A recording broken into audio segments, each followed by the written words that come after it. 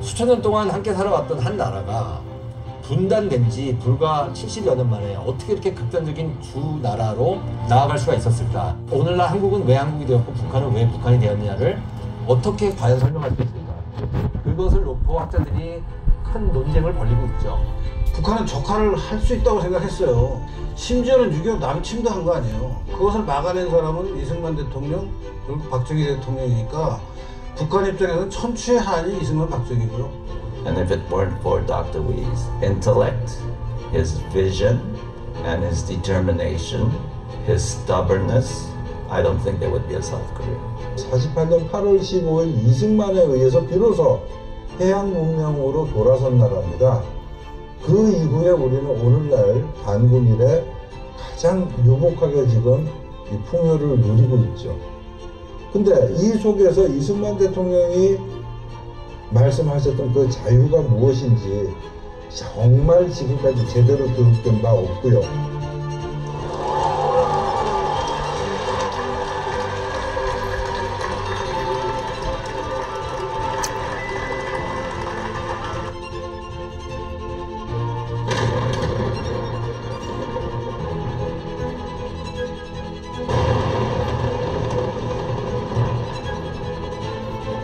Korea, as you know, Korea was formed in 1948, but for the first 40 years, it was a country that wanted to be a democracy, but we're not fully ready, because of North Korea. 이것이 역사전쟁이고 이승만 대통령에 대한 폄훼, 의도적인 폄훼나 이런 것들은 그러니까 대한민국의 정통성을 부정하는 세력의 역사전쟁의 일환으로 진행될 일이라는 것을 인식할 필요가 있다고 생각합니다. 안에서는 이승만 때문에 혜택을 본 만백성. 근데 그분들은 본인들이 잘나고 본인들이 뛰어나서 성취를 이루었다고 생각하지 그것을 이승만의 공로라고 생각하지 않아서 침묵했습니다. 반대로 이승만 때문에 피해를 봤다고 생각하는 사람들은 끈질기게, 처절하게 이승만과 대한민국 현대사를 향해서 한풀이를 했습니다. 외적으로는 북한이라는 세력이 끊임없이 이승만을 지워버렸습니다. 그것이 지난 70년 한국 현대사에서 이승만이 치열한 논쟁의 주제가 된 이유라고 저는 생각합니다.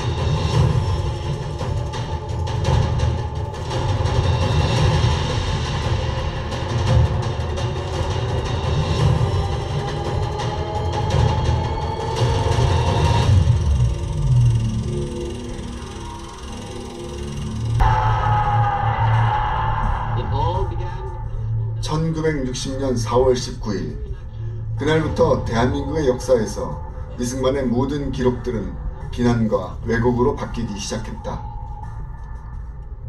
Young people in South Korea who were learning about democratic ideals in their schools could see that there was a distinction between what they were being taught about and what they were writing about and reading about, and the reality on the ground in South Korea, which was not completely democratic. Elections were not completely fair. I think this was absolutely one of the things that led a lot of younger people in South Korea to become increasingly disenchanted with Syngman Rhee's government and to demand a more democratic one.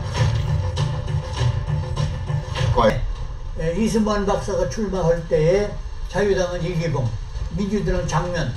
그런데 장면이 인기가 많아가지고 우세해서 장면이 당선될 가능성이 많아. 그래가지고 자유당이 이기봉이를 부통령에 당선시키기 위해서 3.15 부정선거가 있었던 거예요. 그때 부정선거를 법적으로 잘못된 것을 우리가 인정을 해야 돼요. 그러나 이 박사를 끌어내리는 조건은 돼서는 안 돼! 우리가 이승만 대통령 My understanding is he really didn't want to serve his last term.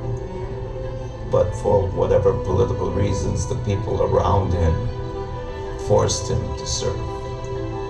And I think by that time he wasn't really aware of how he was being utilized by certain individuals.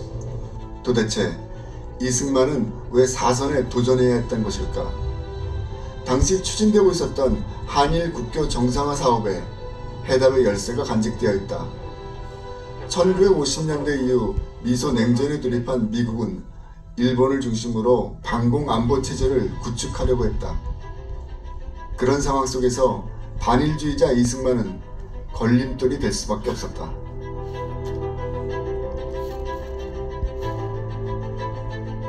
그런 가운데 갑작스럽게 식민지 시절 일본에 살고 있던 제1한인들의 북송 문제가 뜨거운 이슈로 떠올랐다. 이승만은 북송을 한국에 대한 선전포고로 간주하며 강하게 반대했다. 북송 반대 국민대회가 전국적으로 열리고 심지어 북송 저지 투쟁을 위해 결세대까지 일본에 파견됐다.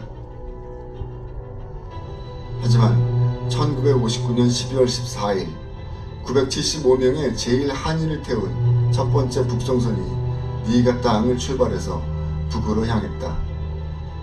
변화하는 국제 정치의 질서 속에서 한국을 지켜내는 일, 외교의 신이자 미국을 잘 아는 반일주의자 이승만에게는 마지막으로 해결해야 할 과제가 남아있었다. 그것이 4.19가 일어나기 전 그가 사선 대통령에 도전해야 했던 이유이기도 했다. 약속을 하셨습니다. 시민 여러분, 지금 너무나도 우리는 흥분된 상태에 있습니다. 대통령 지금 사임할 것이며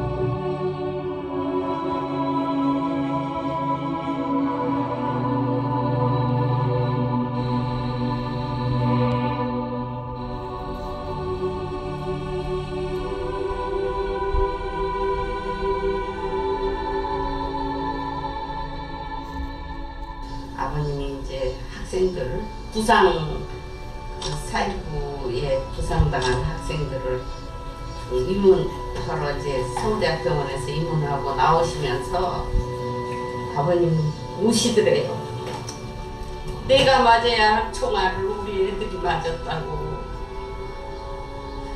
우리 귀한 젊은 애들이 맞았다고 그냥 아버님이 우시더래요. 자택인 이화장으로 향했다. 누군가 벽면에 대통령의 만수무강을 기원하는 글씨를 써놓고 가기도 했다. 수많은 인파가 평범한 삶으로 돌아가고 있는 이승만과 함께했다. 비록 4.19와 같은 비극적인 사태가 있었지만 그에 대한 국민들의 믿음과 성원에는 변함이 없었다. The most